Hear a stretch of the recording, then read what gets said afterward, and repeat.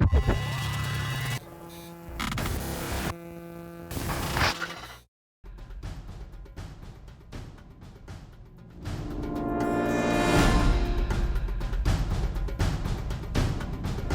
taking you into custody. I think I can smooth talk my way past them. Don't expect any manners out of me. You made quite a first impression.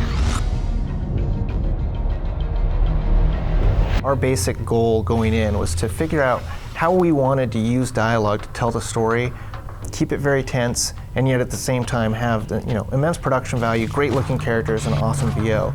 And so all of those top level goals are what we sort of put in the mixing bowl and moved around, and the dialogue stance system is what came out of it. There's some things I'd like to find out before you stop breathing. Charming. Dialogue Stance System, or DSS, is a very fancy way of saying you have choices and that the choices are going to dictate the way the game goes for you. If you go through the dialogue stance system and decide to extort somebody and another player decides to execute them, there are totally different options that come up. Why are you wasting my time? Drinking alone is time well spent then. We provide different options, so it's a little bit of choose your own adventure. Why are you wasting my time? So say there's a character that loves for you to be more businesslike.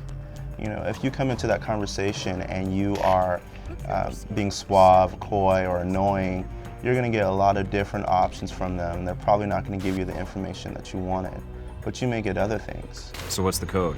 Tell them the Adirondacks are beautiful this time of year. The player actually has the option to be the dick or be the hero, be completely in the gray. He can be a chauvinist, he can be a misogynist, he can be a ladies' man. I think my gun is working just fine. Not according to the tests we ran while you were under. You're going to hit the same maps, you're going to hit the same levels, but the way characters respond to you and how badly you're going to get hurt and how easy it's going to be for you to get access to certain areas so you can progress through the game is entirely dependent on the way you treat different people. We work together, we both get what we want. In a film, people play off of each other in a realistic and very timing-sensitive type realistic conversation. So essentially, you only have a certain amount of time to respond, but it gives a much more cinematic feel. You're not waiting for somebody to respond. If your objective is to reach the train, then we can help each other out. After that, I can't make any promises. Nor can I.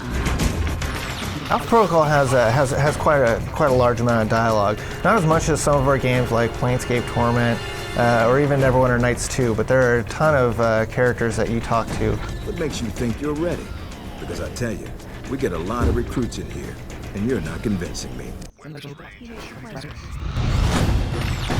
There's a cast of characters that are about 30 sort of named characters that you encounter, along with a lot of B players and C players. Can I help you? Or are you going to stand there and insult my shop all day? I initially thought it would be much more of a challenge, but once we actually got in the studio and the voice actor who plays Michael Thorton, he picked it up within one dialogue. What I don't understand, though, is why we're talking at all.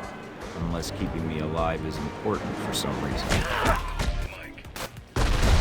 It's all about testing the environment and seeing if the environment bites back. So Alpha Protocol should provide the same sort of experience for the player where it just might bite back.